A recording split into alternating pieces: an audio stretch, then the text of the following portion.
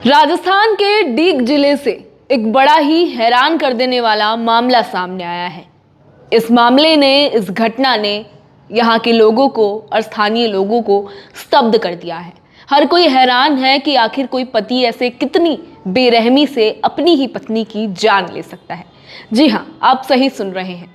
राजस्थान के डीग जिले के पिचुमल गांव में एक सीआरपीएफ कांस्टेबल जो कि छुट्टियों पर अपने परिवार से मिलने आया था, लेकिन ये मिलाप इतना डरावना साबित होगा इस पत्नी के लिए किसी ने सोचा नहीं था।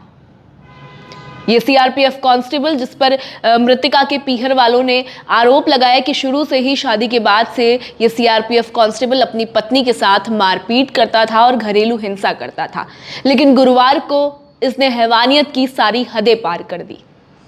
इस कपल के, इस दंपति के 2 बच्चे भी हैं। अगर आप उस दृश्य को सोचे भी, इमेजिन भी करें तो आपकी रूह कांप जाएगी। सोचिए, एक दंपति, एक कपल में लड़ाई हो रही है, मारपीट हो रही है और उनके छोटे छोटे बच्चे जिनकी उम्र महज 2 साल और 8 साल है, वो बीच बचाव के लिए अपनी माँ को बचाने के लिए आते हैं कि कैसे भी उसकी माँ की जान बच जाए। लेकिन ये कांस्टेबल, ये सीआरपीएफ जवान उन्हें भी नहीं बख्शता, अपने बच्चों की भी मार पिटाई करता है और अपनी पत्नी को गला दबाकर जहर दे देता है।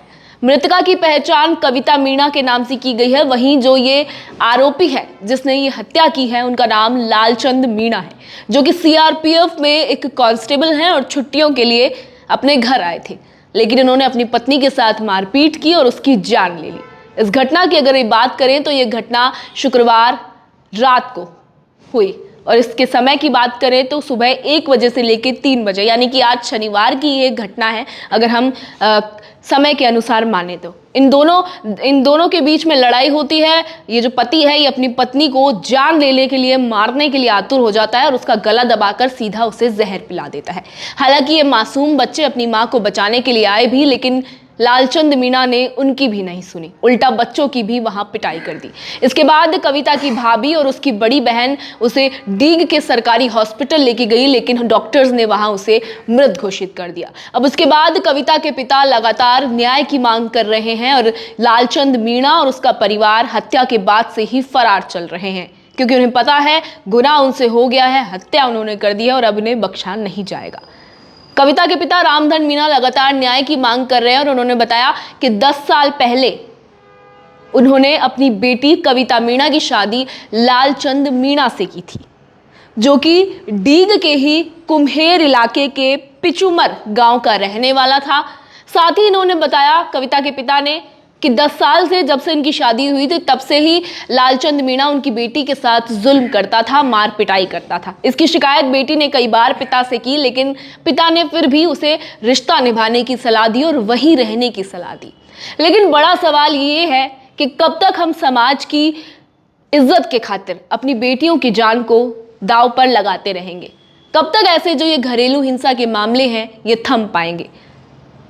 हम अभी 2025 में जी रहे हैं, जहां हमने बहुत सारे विकास कर लिए हैं, लेकिन फिर भी अगर हम देखें तो ऐसी घटनाएं बार बार हमारी आंखों के सामने आ जाती है, जहां एक बेटी को उसके पति के द्वारा मार दिया जाता है, एक पत्नी की जान चली जाती है घरेलू हिंसा के कारण। और इसमें भी सबसे बड़ी गलती है उन माता पिता की, उन पेरेंट्स की, जो इतना कुछ होने के बाद भी बेटी को पहले रिश्ता निभाने की सलाह देते हैं, ना कि अपनी जान बचाने की।